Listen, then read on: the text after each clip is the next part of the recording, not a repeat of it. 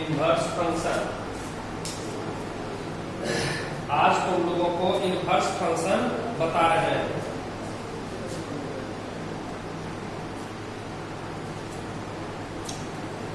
देखो, कल composite function बताए थे, उससे पहले काइंड्स ऑफ फंक्शन बताए थे, आज उसी में है आपका इनवर्स फंक्शन। तो किसको बोलते हैं इनवर्स फंक्शन, पहले उसका डिफिनेशन जान लो, तब फिर आगे।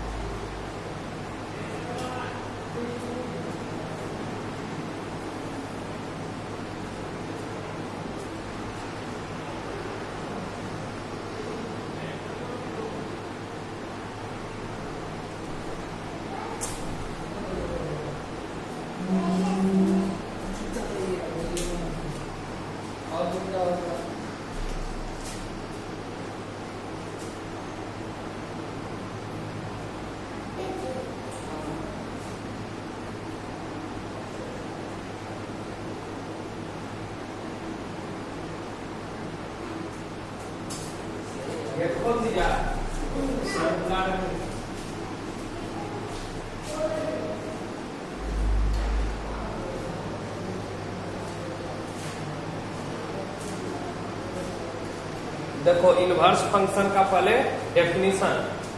इनवर्स फंक्शन कहते किसको हैं कि a function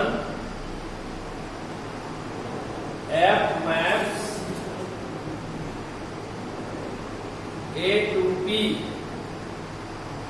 be defined and one onto function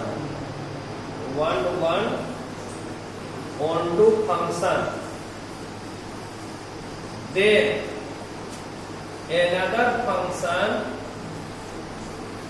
G maps B to A be defined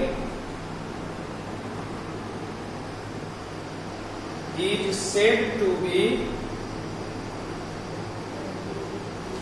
an inverse function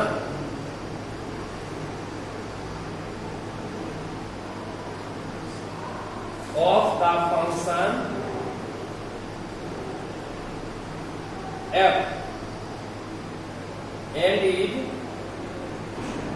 denoted by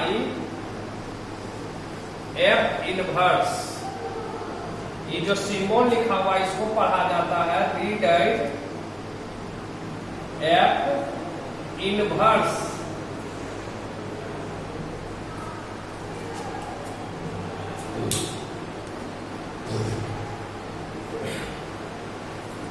देखो क्या है डिफिनेशन समझना कि यदि कोई फंक्शन f है जो सेट A से सेट B में डिफाइंड है, कोई भी फंक्शन f है जो सेट A से सेट B में डिफाइंड है, वो कैसा फंक्शन है तो 1 on 2 फंक्शन होना चाहिए। ये f कैसा फंक्शन होना चाहिए तो 1 on 2 फंक्शन होना चाहिए। क्यों होना चाहिए वो भी कारण स्पष्ट हो जाएगा। अभी पहले डिफिनेशन को समझ लिए तब स्पष्ट यहाँ कारण बताएंगे क्यों फंक्शन 1 on 2 होना चाहिए। कि यदि कोई फंक्शन f डिफाइंड है सेट A से सेट B में और वह 1 on 2 फंक्शन है, तो तब जो दूसरा function G maps B to A में डिफाइंड होगा, फंक्शन f डिफाइंड है A से B में और G डिफाइंड है B से A में, तो वही फंक्शन उस f फंक्शन का इनवर्स फंक्शन कहलाएगा। कि then G maps B to A be defined is said to be an inverse function of the function f and is denoted by f inverse। जैसे example पहले समझ लो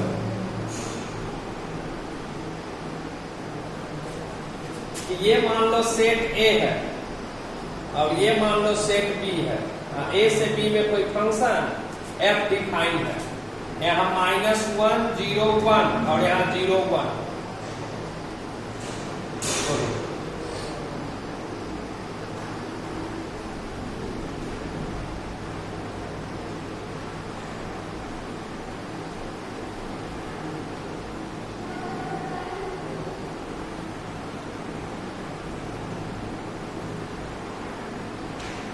देखो कि यहाँ कोई फंक्शन f डिफाइन है सेट A से set B में, इस फंक्शन f का इनवर्स फंक्शन किसको बोलेंगे? उल्टा, जो फंक्शन सेट बी से सेट ए में इधर से डिफाइन होगा वही उसका इनवर्स फंक्शन कहलाएगा, जिसका डायग्राम हम यहाँ बगल में फिर से बना देते हैं।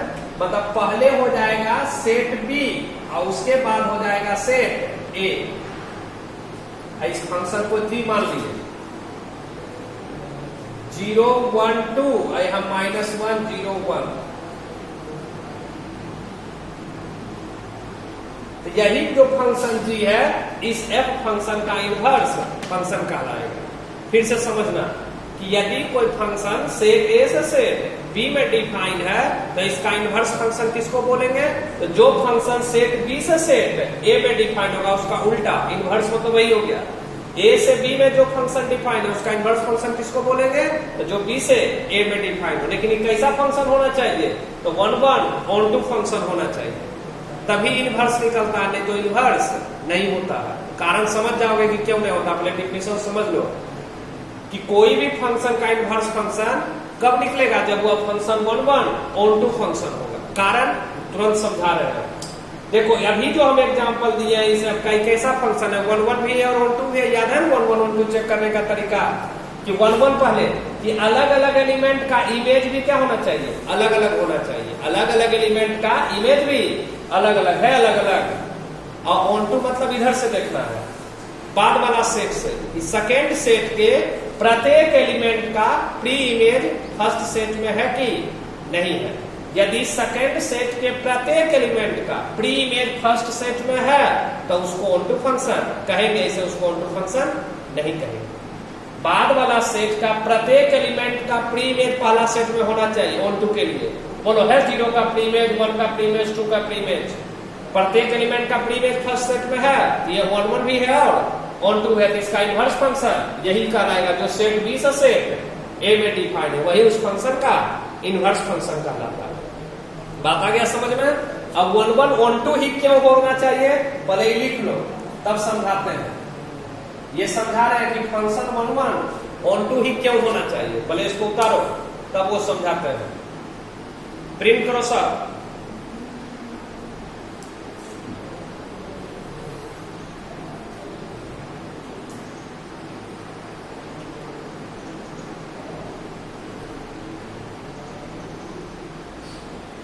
हो गया प्रिंट?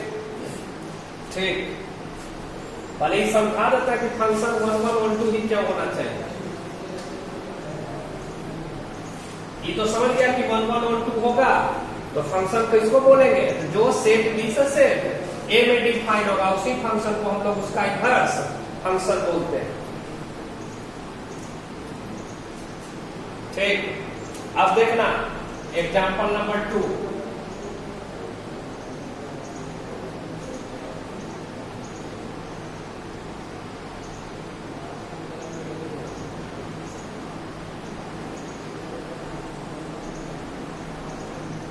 बोलो ये फंक्शन है कि नहीं है? पहले ए से बी में डिफाइन, हाँ कहोगे ये फंक्शन है क्योंकि प्रत्येक एलिमेंट का प्री इमेज सेकेंड सेट में है, प्रत्येक का एक एक तो इमेज है। लेकिन कैसा फंक्शन है? 1 1 है कि मेनी 1 है? ऑन टू है कि इन टू है? बोलो 1 1 है कि मेनी 1 है? ये तो क्या कहोगे कि ये मेनी 1 फंक्शन है। क्यों मेनी 1 फंक्शन है? क्योंकि दो अलग अलग एलिमेंट का एक ही इमेज है। -1 का भी इमेज 1 और 1 का भी इमेज 1, तो दोनों अलग अलग एलिमेंट का जब एक ही तो इमेज है तब इस फंक्शन को हम 1 1 फंक्शन नहीं कहेंगे। कौन सा फंक्शन इसको बोलेंगे? तब मेनी 1 फंक्शन बोलेंगे। अब बताओ ये तो 1 1 है नहीं, इसका इनवर्स फंक्शन होगा तो चेक कर लो। बोलो किसको बोला है इनवर्स फंक्शन? जो फंक्शन सेट ए से सेट बी में डिफाइन है उसका इनवर्स फंक्शन किसको बोलते हैं? तो जो सेट बी से सेट ए में डिफाइन है, मतलब बी से ए में पहले बी लिखना और उसके बाद ए लिखना। ये हो गया 0 1, ये हो गया -1 0, तो 0 का इमेज 0 है, 1 का -1, 1 का है 1। अब बताओ ये फंक्शन है। फंक्शन क्या बोले हैं? प्रत्येक एलिमेंट का इमेज इसमें होना चाहिए। अब प्रत्येक का कितना कितना इमेज होना चाहिए? सिर्फ और सिर्फ एक इमेज होना चाहिए। बोलो यहां से देख के 1 का कितना इमेज दिखाई पड़ रहा है? 2 इमेज दिखाई पड़ रहा है। तो जब दो इमेज है तो इसको one one function, sorry function तो कहेंगे नहीं। तो जब फंक्शन ही डिफाइन नहीं है तो क्या इनवर्स फंक्शन कभी होगा? Function not defined. तो क्या यहां से कंक्लूजन निकला? सो बताओ कि यदि ए से बी में जो फंक्शन एफ डिफाइंड है, यदि वह मेनी वन फंक्शन है तो उसका इनवर्स फंक्शन डिफाइन ही नहीं होगा। क्यों नहीं डिफाइन होगा? कारण है समझ में, क्योंकि कम से कम एक एलिमेंट ऐसा जरूर आ जाएगा जिसका सेकेंड सेट में दो इमेज है। अब दो इमेज है तो फंक्शन कहलाएगा नहीं, और जब फंक्शन नहीं है तो फिर इनवर्स फंक्शन कहां से कहेंगे? बात आ गया समझ में कि वन वन रहेगा तभी इनवर्स होगा। ऑन टू समझो कि ऑन टू रहेगा तो इनवर्स होगा कि नहीं होगा? तो ऑन टू तो होना ही चाहिए, कोई भी फंक्शन का इनवर्स फंक्शन तभी होगा जब ऑन टू। फिर से समझना था,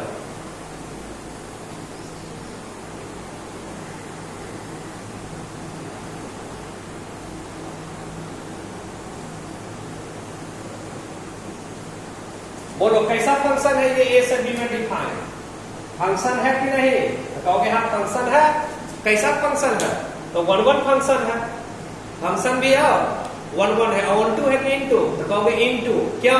क्योंकि एक तो ऐसा जरूर एलिमेंट है फोर जिसका प्री इमेज इस फर्स्ट सेट में नहीं है। रेंज जब पूछेंगे तो रेंज क्या बोलोगे? 1 2 3। एक तो ऐसा इमेज है जिसका प्री इमेज फर्स्ट सेट में नहीं है। तो बताओ इसका इनवर्स फंक्शन किसको बोलेंगे? जो सेट बी से सेट ए में डिफाइन होगा।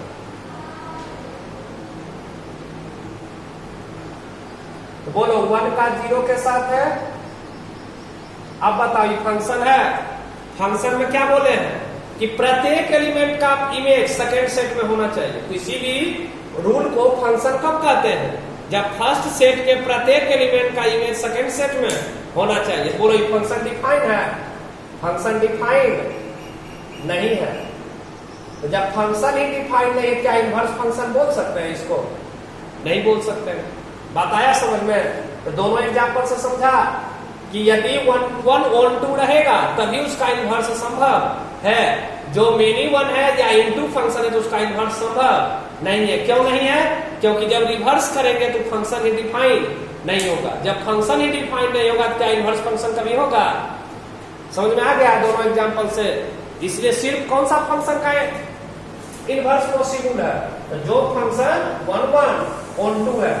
जो 1 1 ऑन टू नहीं है उसका इनवर्स भी संभव नहीं है। 1 1 ऑन टू को ही और कुछ बोलते हैं हम लोग। क्या बोलते हैं 1 1 ऑन टू को? तो बाइजेक्टिव फंक्शन, मतलब सिर्फ उसी फंक्शन का इनवर्स संभव है जो कैसा फंक्शन है? तो बाइजेक्टिव फंक्शन है। बात आ गया स्पष्ट समझ में? अब देखो यहां से फिर दूसरा एग्जाम्पल, फर्स्ट हुआ और ये सेकेंड। सेकेंड समझ में? बोलो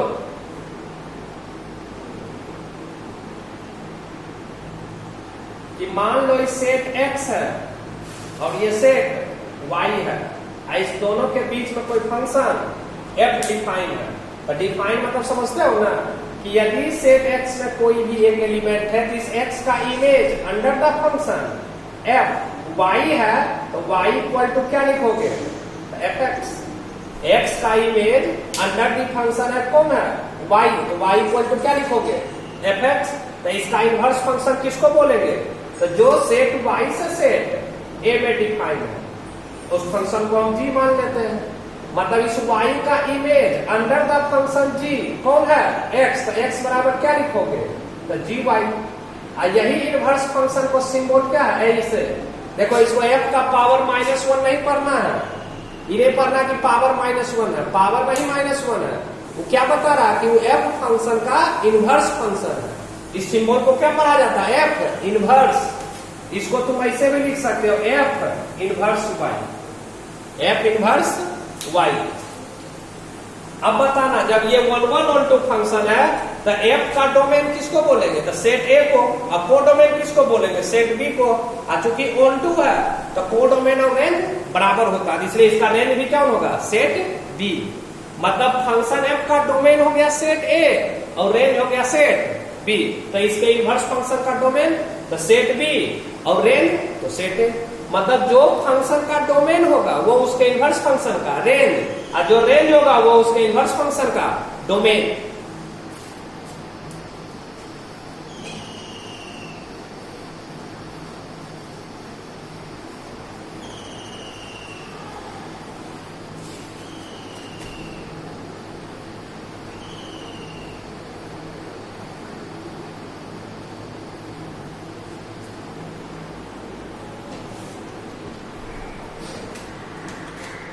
अब यहां से देखो 10 इस प्रकार पहले लिख लेना कि यदि y बराबर fx है, देखो है ना यहाँ y बराबर fx, तो इधर आ जाएगा तो इसको क्या लिखेंगे, इधर f को ले आएंगे कि f inverse y equal to x।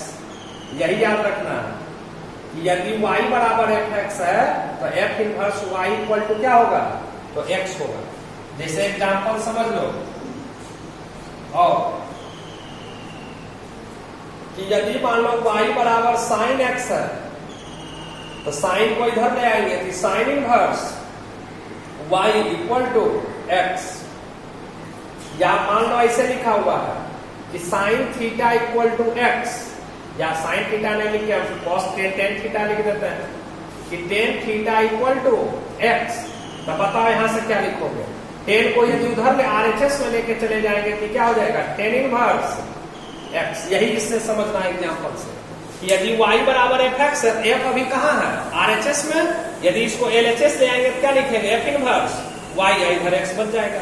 जब यहाँ समझा रहे देखो y बराबर साइन x, तो साइन है RHS में, यदि इसको LHS ले आएंगे तो sine inverse y equal to x, tan theta equal to x, तो टेन है LHS में, यदि उसको RHS ले जाएंगे तो क्या लिखेंगे, theta equal to tan inverse x।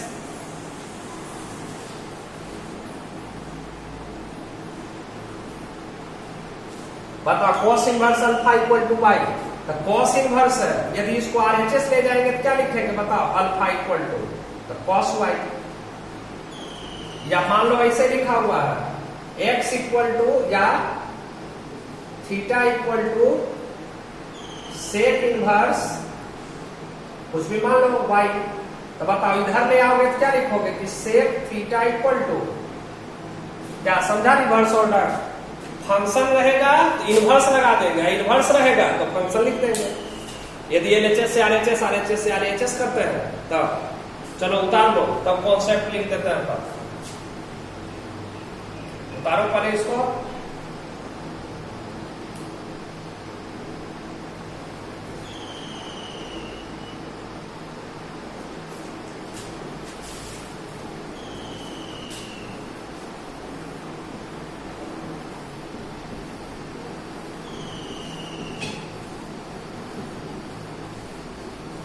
हो गया ना फ्रेंड।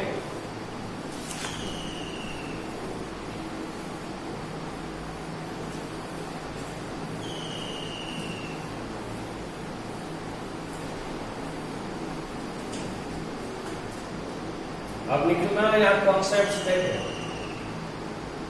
कॉन्सेप्ट्स। पहला, the inverse function of a function f is possible only when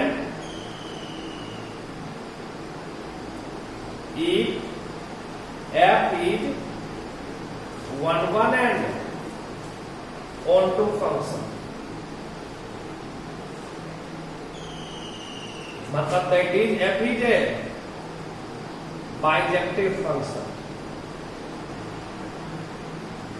जो ऑब्जेक्टिव में रह सकता है पूछ सकता है तुम्हारा ऑब्जेक्टिव क्वेश्चन में कि किसी भी फंक्शन का इनवर्स फंक्शन कब पॉसिबल है, कब उसका इनवर्स निकल सकता है, जब वो फंक्शन कैसा होना चाहिए, तो 1 1 ऑन टू फंक्शन होना चाहिए। जो फंक्शन 1 1 ऑन टू होगा सिर्फ उसी का इनवर्स निकलेगा, जो 1 1 ऑन टू नहीं होगा उसका इनवर्स नहीं निकलेगा।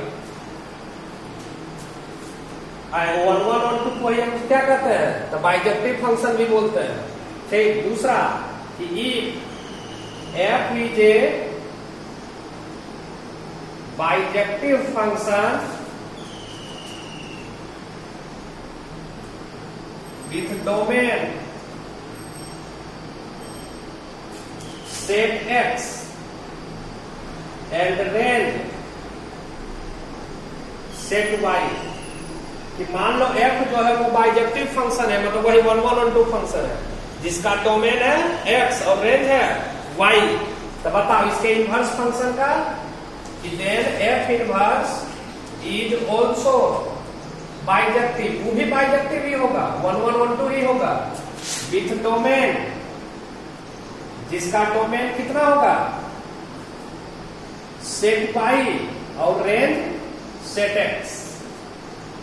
कारण समझ गया क्यों? फिर से एक बार समझ लो कि इनवर्स फंक्शन किसको बोलते हैं। देखो ए से बी में कोई फंक्शन एफ डिफाइन है और ये कैसा फंक्शन है, तो 1 भी है और ऑन 2 भी है, तो मतलब ये 1 2 है तो इसका कोडोमेन और रेंज दोनों बराबर होगा। जो कोडोमेन है वही रेंज है।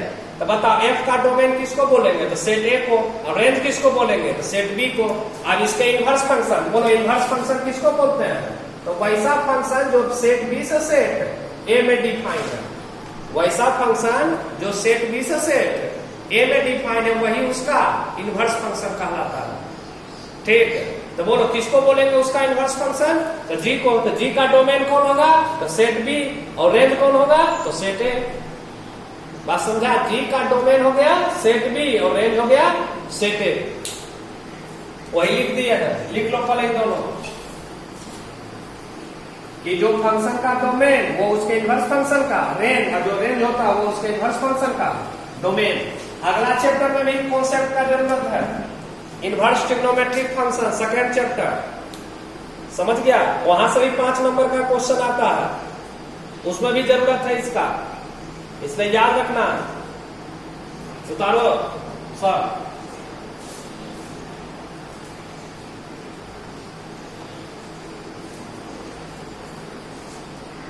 हो गया friend?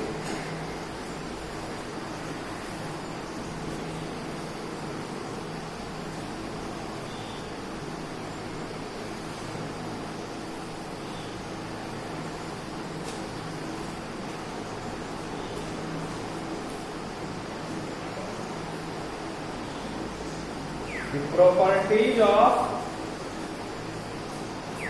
inverse function, inverse function का प्रॉपर्टीज। ठीक, देखो पहला प्रॉपर्टीज कि किसी भी इनवर्स फंक्शन का कि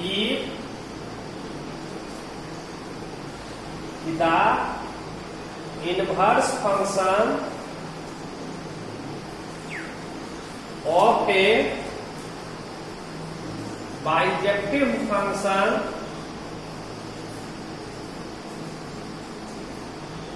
is unique and bijective।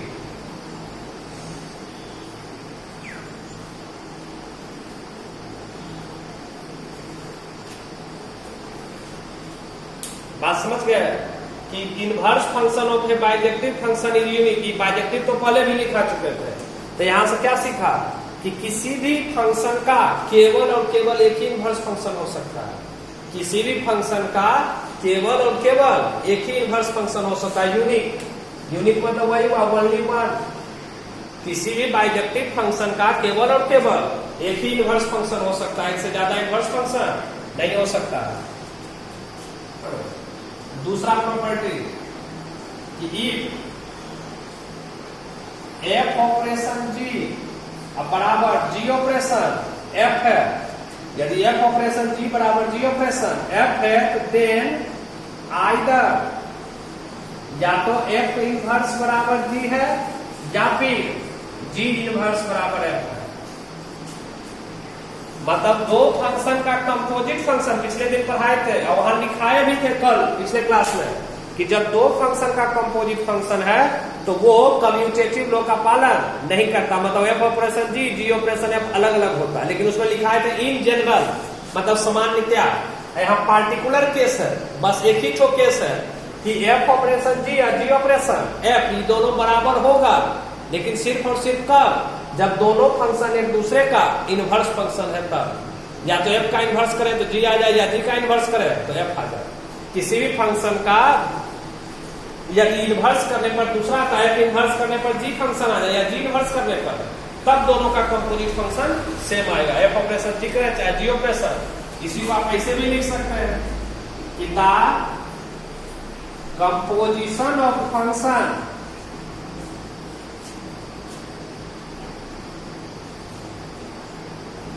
holds commutative law, वो कम्यूटेटिव लॉ का पालन करेगा कब, इफ यदि बोथ आर या if they are inverse function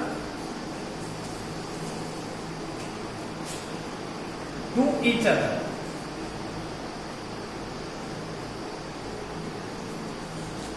किसी भी फंक्शन का कंपोजिट फंक्शन कम्यूटेटिव लॉ का पालन करता है कब? जब दोनों एक दूसरे का इनवर्स फंक्शन है तब, जब वे एक दूसरे का इनवर्स फंक्शन है तब कम्यूटेटिव लॉ का पालन। ये लैंग्वेज में लिखा दिया है, डायरेक्ट लिखा दिया है कि एफ ऑपरेशन जी ऑपरेशन एफ दोनों बराबर होगा, मतलब कम्यूटेटिव लॉ का पालन करेगा कब? जब या तो एफ इनवर्स का फंक्शन जी हो या जी इनवर्स का फंक्शन एफ हो। हाँ, इसमें एक चीज और यहाँ नोट कर लेना, नोटेबल पॉइंट्स। यहां भी ये जरूरी है कि यदि ये है कि इफ एफ ऑपरेशन जी बराबर जी ऑपरेशन एफ है तो वो हमेशा एक्स के ही इक्वल होगा, मतलब उसका आंसर हमेशा कितना आएगा कि in this case F operation G और G operation F equal to कितना, तो एक्स। ये हम बहुत इंपॉर्टेंट पॉइंट है, इसको याद रखना कि एफ ऑपरेशन जी और जी ऑपरेशन एफ इक्वल है तो हमेशा किसके इक्वल होगा, मतलब उसका आंसर हमेशा क्या आएगा, एक्स। निकालने का भी जरूरत नहीं है, फिक्स है कि यदि एफ और जी दोनों एक दूसरे का इनवर्स फंक्शन है, हम एफ ऑपरेशन जी का मान निकाले चाहे जी ऑपरेशन एफ का मान निकाले, आंसर कितना आएगा, एक्स आएगा, फिक्स्ड आंसर है। इसी को आइडेंटिटी फंक्शन भी बोलते हैं। और उल्टा भी बोल सकते हो कि यदि एफ ऑपरेशन जी या जी ऑपरेशन एफ दोनों में से किसी का भी मान, एफ ऑपरेशन जी या जी ऑपरेशन एफ दोनों में से किसी का भी वैल्यू एक्स के बराबर है तो कहेंगे दोनों फंक्शन एक दूसरे का क्या है, इनवर्स फंक्शन है। एफ का इनवर्स फंक्शन जी बोलो चाहे जी का इनवर्स फंक्शन एफ बोलो, एफ ऑपरेशन जी और जी ऑपरेशन एफ का मान एक्स आया है, इसका मतलब हुआ दोनों एक दूसरे का क्या है, इनवर्स फंक्शन।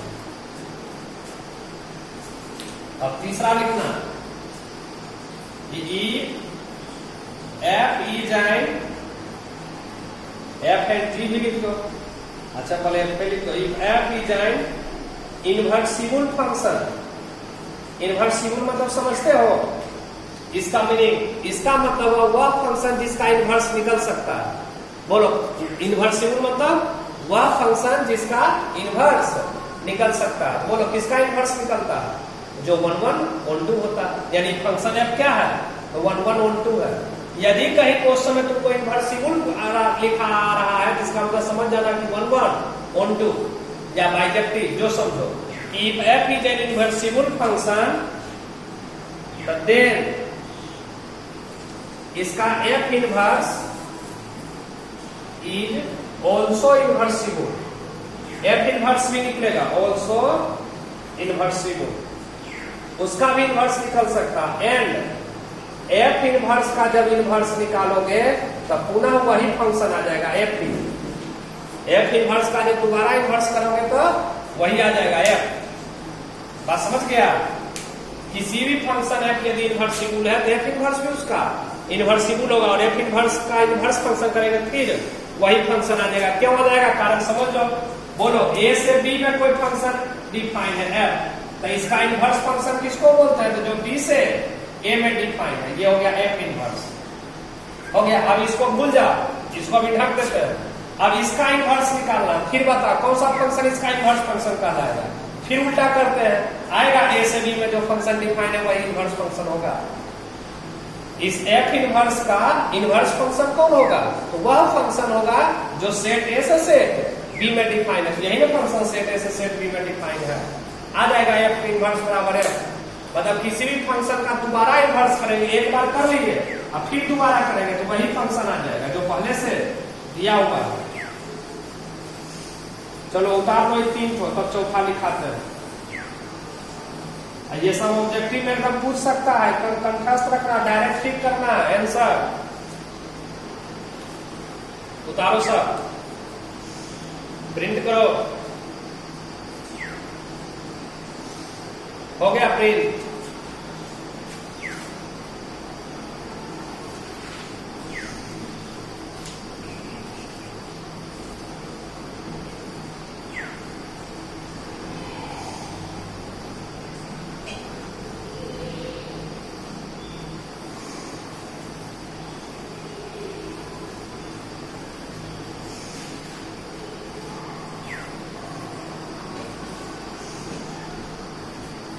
देखो समझना, चौथा property, F and G both are invertible function. फिर बता रहा है इनवर्सिबल मतलब वैसा फंक्शन जिसका इनवर्स निकल सकता, निकलेगा, एग्जिस्ट करेगा। तो कौन सा फंक्शन का इनवर्स फंक्शन एग्जिस्ट करता है, मतलब निकलता है, जो वन टू फंक्शन मतलब बाइजेक्टिव है। इसका मतलब एफ भी बाइजेक्टिव फंक्शन है, जी भी बाइजेक्टिव फंक्शन है। तो then G operation F is also invertible, इसका भी इनवर्स तब निकलेगा जो जी ऑपरेशन एफ है। एंड जी ऑपरेशन एफ का इनवर्स इक्वल टू हो जाएगा, देखो F inverse operation G inverse.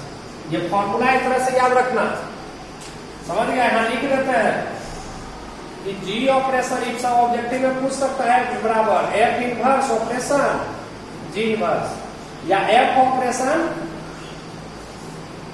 यहां सिमिलरली लिख देते हैं। यदि मान लो एफ ऑपरेशन जी का इनवर्स पूछेगा, क्या लिखोगे? तो जी इनवर्स ऑपरेशन एफ इनवर्स, ये लिखेंगे।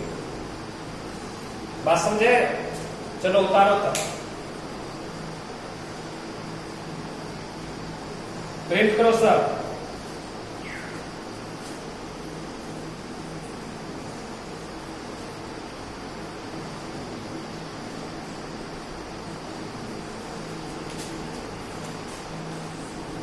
हो गया print?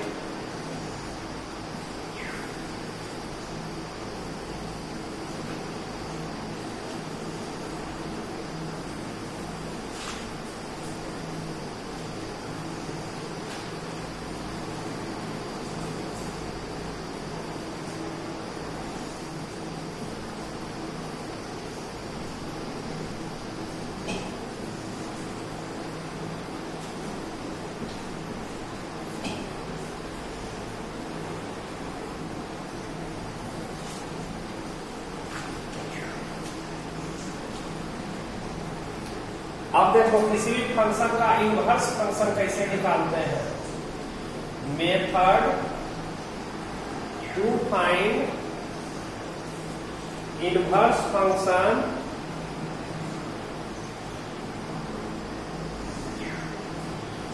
Of a bijective function.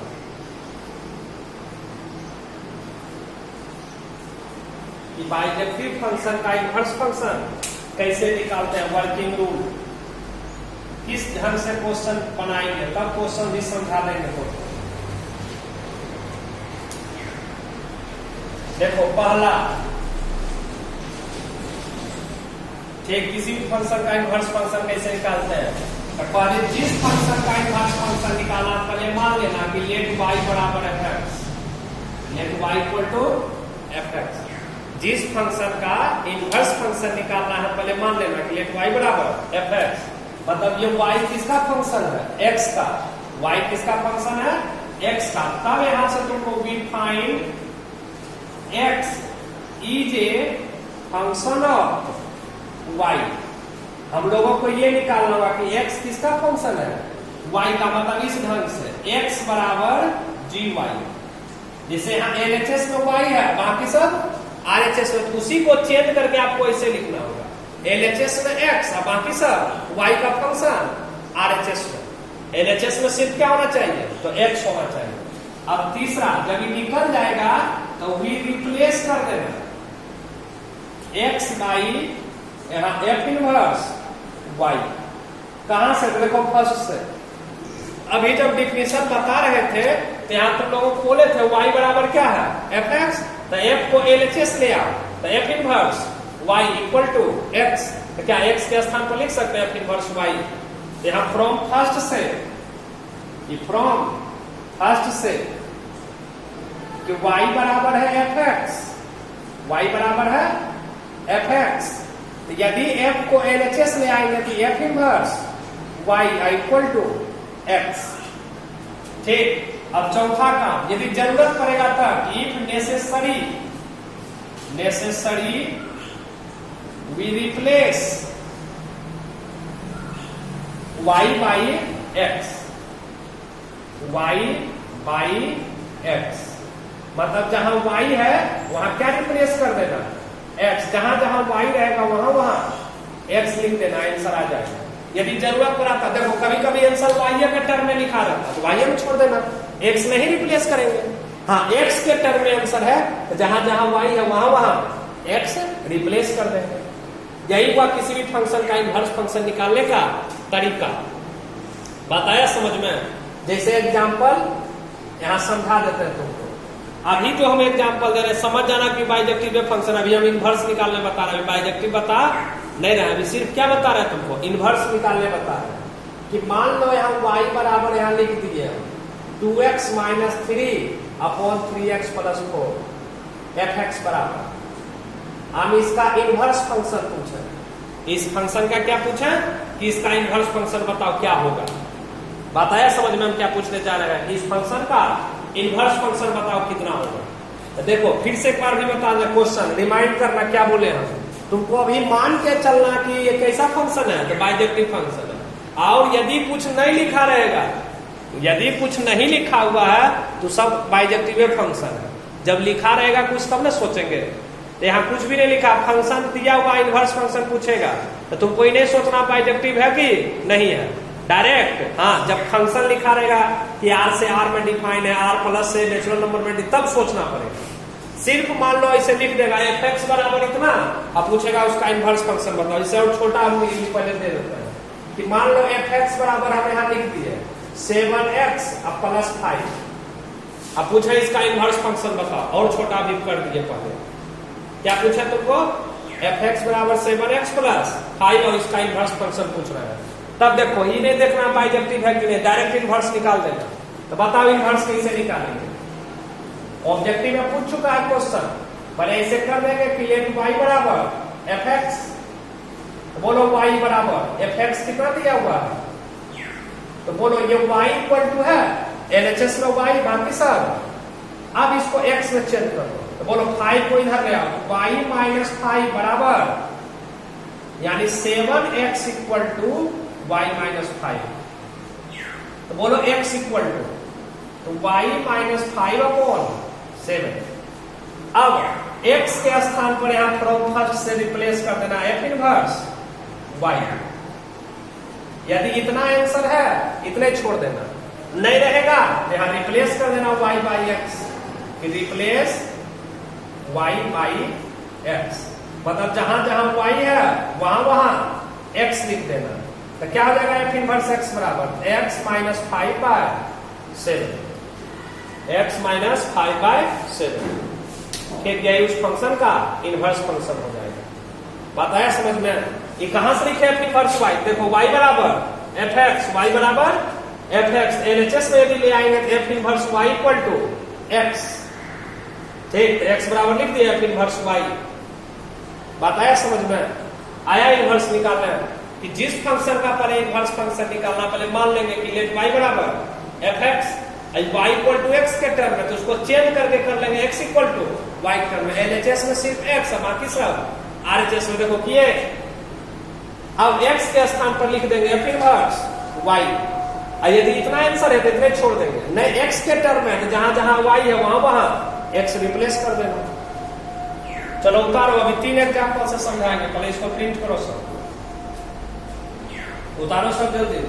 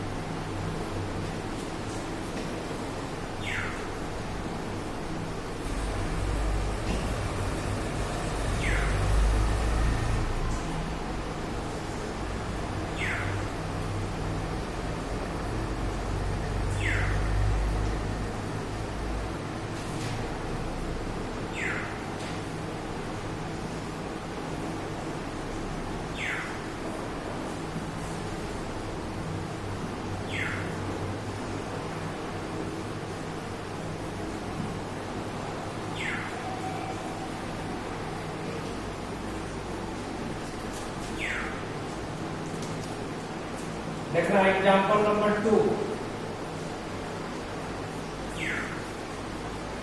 E F x बराबर वही जो वहां लिखे थे लिख देते हैं 2x minus 3 upon 5x plus और जहां लिख देते हैं x not equal to minus 4/5 then का इनवर्स फंक्शन ऐसे ही ऑब्जेक्टिव में क्वेश्चन पूछता है इनवर्स फंक्शन ऑफ f या ऐसे डायरेक्ट f इनवर्स लिखा रहेगा कि then f inverse is given by objective में यहाँ ऑप्शन दिया रहेगा जो भी आंसर रहेगा A B C D ऐसा ही क्वेश्चन ऑब्जेक्टिव एक ऑब्जेक्टिव ऐसा जरूर पूछेगा एकदम फिक्स रखना कि यदि f(x) दिया रहेगा तो हल्का भी पूछ सकता जो भी बताया वो सबसे हल्का हुआ ठीक कोई फंक्शन लिखा हुआ उसका इनवर्स फंक्शन बताना है ठीक तो देखो कैसे बताएंगे जैसे जैसे बोले फिर काम वही करते जाना पहले late y equal to f(x) कर दिए अब यहाँ y का मान लिख दो f(x) क्या है f(x) तो 2x minus 3 upon 5x plus O ये हुआ y इक्वल टू x के टर्म में LHS में सिर्फ y है बाकी सब RHS में इसको चेंज करके तुमको लाना होगा x इक्वल टू के टर्म में LHS में सिर्फ क्या होना चाहिए x बाकी सब RHS में तो देखो कैसे ला रहे हैं पहले क्रॉस मल्टीप्लाई कर दें यहाँ नीचे पूछना जो बन है ना बोलो y से इसको गुणा करो तो 5xy और प्लस 4y बराबर 2x माइनस अब बताओ x वाले को एक साइड कर दें तो 5xy माइनस बराबर माइनस 4y माइनस 3 अब बोलो x है दोनों कॉमन ये 5y माइनस यहाँ माइनस कॉमन ले लोगे तो 4y प्लस बोलो x का मान कितना हो गया कि minus 4y plus 3 upon 5y minus 2 क्या निकल गया x का वैल्यू अब बताओ यहाँ से फिर x को इधर ले आएंगे f इनवर्स तो यहाँ x के स्थान पर लिख दें f इनवर्स y इस x के स्थान पर क्या लिख देंगे f इनवर्स y आई 4y plus 3 upon 5y minus 2 हो गया इतना y के टर्म में आंसर रहेगा y में छोड़ देना यदि रिप्लेस रहेगा क्या कर देना replace replace y by x जहां जहां y है वहां वहां x रिप्लेस कर देना यानी f inverse x equal to minus 4x plus upon 5x minus 2 हो गया answer 4x plus 3 upon 5x minus 2 समझ में आया कैसे इनवर्स फंक्शन निकलता है सो चलो उतारो तक यदि कुछ नहीं लिखा रहेगा तो डायरेक्ट खाली इनवर्स निकाल देना अब एक क्वेश्चन वैसा भी लिखेंगे जिसमें लिखा रहेगा कि दिखाइए इनवर्सिबल फंक्शन है मतलब 1 1 और 2 फंक्शन है पहले इसको लिखो तब उसको समझाते हैं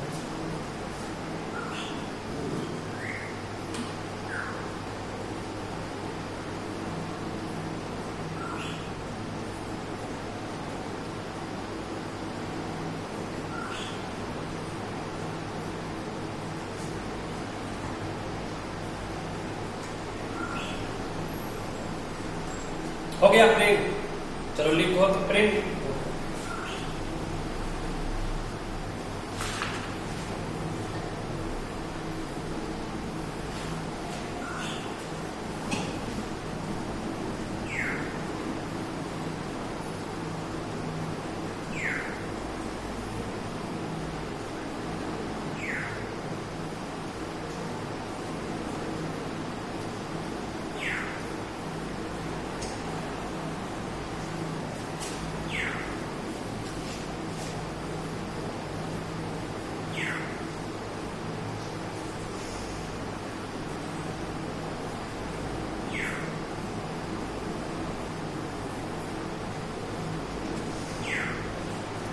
देखो example number 3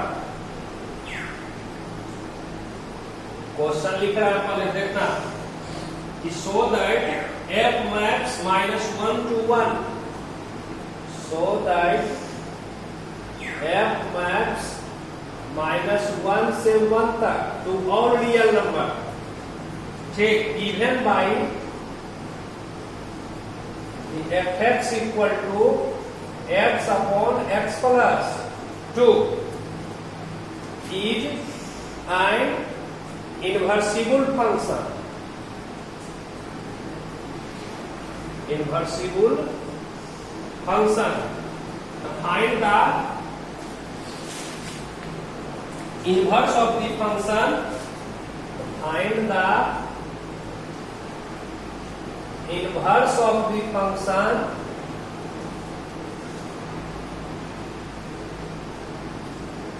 f maps -1 to 1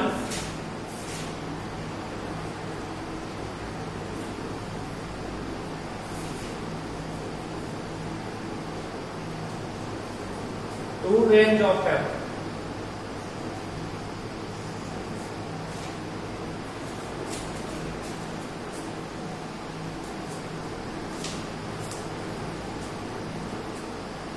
अब देखो समझना क्या है यहाँ क्वेश्चन कि कोई फंक्शन डिफाइन है f मैक्स -1 से 1 टू ऑल रियल नंबर, मतलब डोमेन ये हो गया और codomain all real number. Function define है fx बराबर x प्लस, तो पहले तुमको दिखाना कि ये फंक्शन कैसा फंक्शन है, तो इन्वर्सिबल फंक्शन है, उसका इन्वर्स निकालना। बात आया समझ में? पहले तुमको क्या दिखाना होगा कि ये कैसा फंक्शन है, इन्वर्सिबल फंक्शन है। इन्वर्सिबल मतलब वही 1 1 on 2। तो चेक करो, पहले इन्वर्सिबल चेक करना है तो पहले यहाँ से क्या चेक करना होगा, तो 1 1 on 2 फंक्शन। तो बोलो 1 1 पहले चेक करते हैं। तो 1 1 चेक करने बताए थे, क्या बताए थे कि let x1 and x2 are any two elements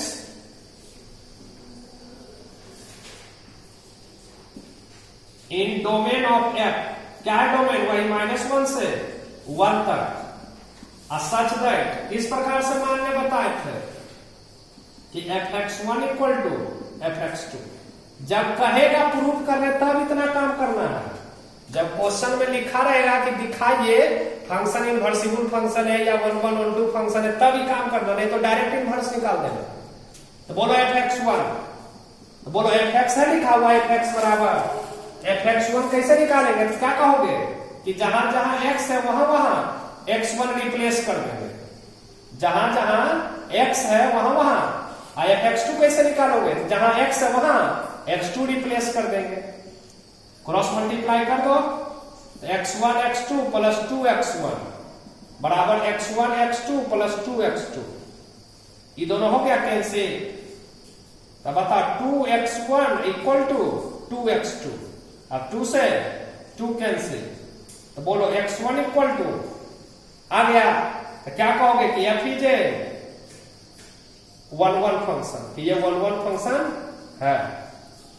अब 1 1 हो गया तो ऑन 2 चेक करो, ठीक। तो बोलो ऑन 2 कैसे चेक करते हैं, सो बताओ। तो कोई भी एक एलिमेंट y मान लेते हैं कि let y be n elements of codomain of f such that codomain है ना रियल नंबर कि fx is equal to y। तो बोलो fx कितना है, तो x अपॉन x प्लस, अब यहां से x का मान निकाल दो, तो x बराबर xy या प्लस 2y।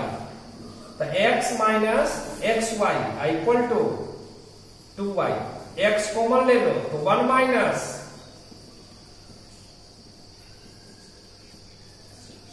तो 2y अपॉन 1 माइनस y हो गया, 2y upon 1 minus y x का मान। अब y है कोई भी रियल नंबर है ना, y कोई भी रियल नंबर, तो कोई भी रियल नंबर वहां लिखो। बात आया समझ में? कोई भी रियल नंबर वहां पर लिखो, और वहां पर लिख दिया कि फंक्शन उसी का इन्वर्स फंक्शन बताना है जो -1 से 1 टू रेंज ऑफ f है। अच्छा यहाँ रेंज चेंज होगा, ठीक ना। यहाँ क्वेश्चन हम थोड़ा सा बुक से चेंज करके लिखे थे इसलिए गड़बड़ हो गया। क्वेश्चन में खाली ये दिखाना कि था कि show that f is a 1 1 function, f is a 1 function, question यही था। अब तब यहां ये था लिखा हुआ कि फाइंड द, हमको थोड़ा सा चेंज किए थे लेकिन वो चेंज सक्सेसफुल नहीं हो पाया। ठीक, इसलिए नहीं हो पाया सक्सेसफुल कि यहां देखो रेंज चेंज हो जाएगा, और जो यहां पर रेंज नहीं चेंज करेंगे फिर ये ऑनटू फंक्शन नहीं होगा। क्यों? यहाँ डोमेन, को डोमेन क्या है? ऑल रियल नंबर है। तो ऑल रियल नंबर यहाँ y का मान रखते जाएंगे, जैसे 5, 6, 7, 8, 9, 10 तो सब वैल्यू थोड़ा आएगा -1 से 1 के बीच में। बात आ गया समझ में? तो 1 1 तो है, हाँ रेंज चेंज करेंगे तब उसका इनवर्स फंक्शन बताना है, तो रेंज तक बताना है। तो रेंज दिया हुआ है, तो यहाँ क्वेश्चन देखो वही था, तो इनवर्स को यहाँ निकालिए दिए थे एक तरह से। यहाँ रेंज अलग होगा, कोडोमेन जो है वो रेंज नहीं होगा, इसलिए क्वेश्चन ऐसे लिखा हुआ था। ठीक, 1 1 चेक करना था, 1 1 हो गया। अब इनवर्स निकालना है, तो इनवर्स निकालने में बताइए किए थे। अब इनवर्स फंक्शन उसका निकाल रहा है, इनवर्स फंक्शन। तो कैसे इनवर्स निकालोगे? ऐसे मान लेना पहले कि लेट y बराबर fx, यानी y equal to x upon x plus 2, cross multiply कर दो x y प्लस, अब इधर ले आओ तो क्या हो जाएगा? x कॉमन ले लेंगे तो y माइनस, या एक लाइन लिखिए देते हैं पहले, अब माइनस x कॉमन ले लो तो 1 माइनस, तो माइनस से माइनस कट गया। अब क्या करते हैं? x का मान निकल जाता है, जहां x है वहां क्या रिप्लेस कर देते हैं? f inverse y। यदि इतना आंसर है तो इतना ही छोड़ देना, और नहीं रहेगा तो y के स्थान पर x रिप्लेस कर देना। तो क्वेश्चन के अनुसार यही है, वहां ऑन टू प्रूव करना नहीं था, ऑन टू तब प्रूफ होता जब यहाँ रेंज चेंज होता। देखो लाइन नीचे हम लिखा हुआ अलग से कि इस फंक्शन का इनवर्स फंक्शन निकालना है, डोमेन वही है लेकिन रेंज जो फंक्शन का रेंज होगा उसमें निकालना है। मतलब वही कहना चाहता है कि जो हाँ ऑन टू है वहीं पर आपको इसका इनवर्स निकालना है बस। ठीक, चलो उतार लो तब।